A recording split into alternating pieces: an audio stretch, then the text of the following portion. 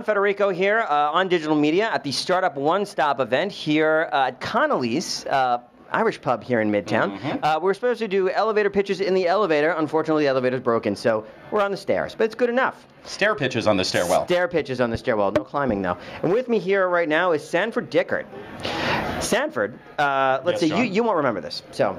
I won't. Maybe you will. Okay. A number of years ago, our first meeting was outside we were waiting to get into the 140 conference cocktail reception, and you and I were ogling Scoble's Palm Pre. He had one of the first Palm Pre's that hit the market. Right. And we were sitting there going, oh, can we touch it? What does it do when you do this? And that was the first time we ever actually met. And that's where I learned, let's see, you do, I know you do a lot of product work, product marketing. Right. What are you doing these days? I know much of the same, but still more than that. So what's going on, the two major projects I'm doing, one is PeerIndex, which is essentially your social score in the social world. So the idea is that who is influential in the social networks and how do you determine it?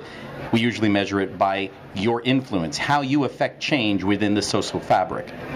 So PeerIndex started in London about a year and a half ago, was doing this work on data and documents, trying to help you figure out what's the right content you want to be reading. Interesting. So think of the Google News, but tailored to you based on editors or choosers who pick the right content for you to appreciate. Sure, okay. So they took that general concept and started applying it to the entire social conversation.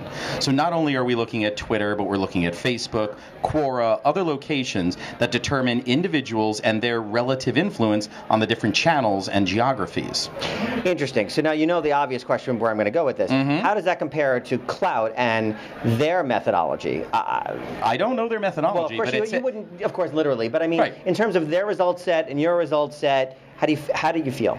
So the difference that we've perceived is that it tends that Clout focuses primarily on Twitter instead of the overall conversation. So we've seen, there's a recent blog post that was talking about the correlation between your activity on Twitter and your Clout score versus your activity on Twitter and your PeerIndex score. And so there was a interesting divergence in terms of PeerIndex because we were taking a bunch of other factors into account. Well, I'm so glad you used Quora because I think Quora is a great indicator of social capital because you're really putting, your intelligence and your time and et cetera, and asking and answering questions. So I do appreciate that. And then the other part that we're focusing on, as you'll see more innovations coming out, is understanding your social capital.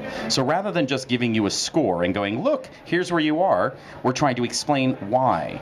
So instead of Google's algorithm being the mystery that it's been and relying on SEO people to try to figure it out, we're actually helping you with the tools, providing you both with the sword and the shield on how to improve your scoring. Well said. And then you can work with different individuals. So we'll help you connect to the right marketeers who want to actually leverage your social capital, and you have the choice. We don't give it away for free. You choose.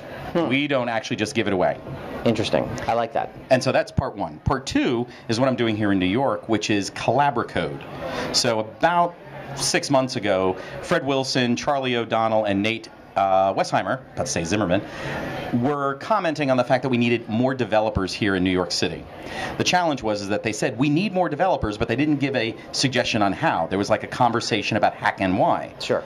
Well, I've been a professor and a technical lead at times, aside from my product development role, teaching people how to be better programmers, or I should say better developers.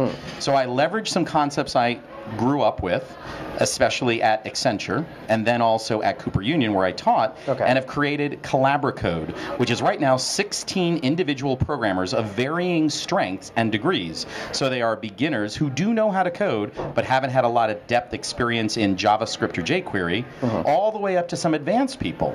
And the idea is that we're working on projects together, and while we experience JavaScript and jQuery, we're also learning how to be better developers, how to share information, how to do the right kind of things in development, teaching about test-driven development, teaching about version control, all of the other things that you never see in any education. They're the skills or the tools that we'd use in programming.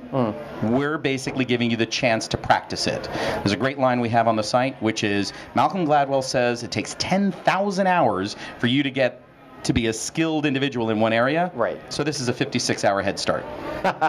That's great. And so it's basically peer education. I mean, peer education. So you have those who have the experience helping the other ones along, and hopefully there's something that even the experienced folks can learn from the process. Well, what I keep describing to everyone is that you can't be a leader without experiencing leading others.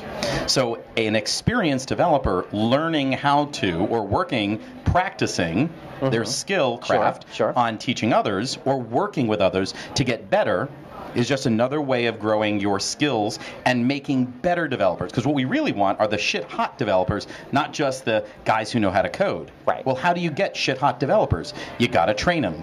Paul Dix, one of the founders of a startup out here, was writing about this very issue on his blog in January, and the idea is that people are looking for the best developers, and they use academia to sort of give you the signal. If you went to Stanford, you went to MIT, you went to somewhere, that usually is the signal.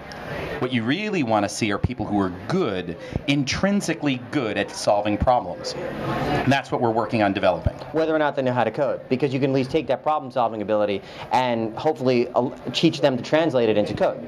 I keep thinking, teach the children, they're our future, all this other stuff. Yes. Lead them well. We won't sing, but that's okay. So that's the idea of Colabracode. It started last week. We're actually having a really good time. We had our first complete week. We're to 16 people, and we're right now looking for more projects because the development team is very interested in doing real products, not homework assignments. Sure. So that's the idea. We're looking for other projects. And where can people learn more about this? Colabracode.com. It's COLLABRA code.com. Don't go to the software development platform, the IDE, that's Colabracode. Okay. Not that one, but we're Colabracode. And you can always find me at whoissanford.com, where there's a lot of information about these things. That was my next question, but you're a pro at this, so you knew I was going to go there. Excellent. Thank you, Sanford, for joining us. This is John Federico for On Digital Media at the Startup One Stop event here in New York.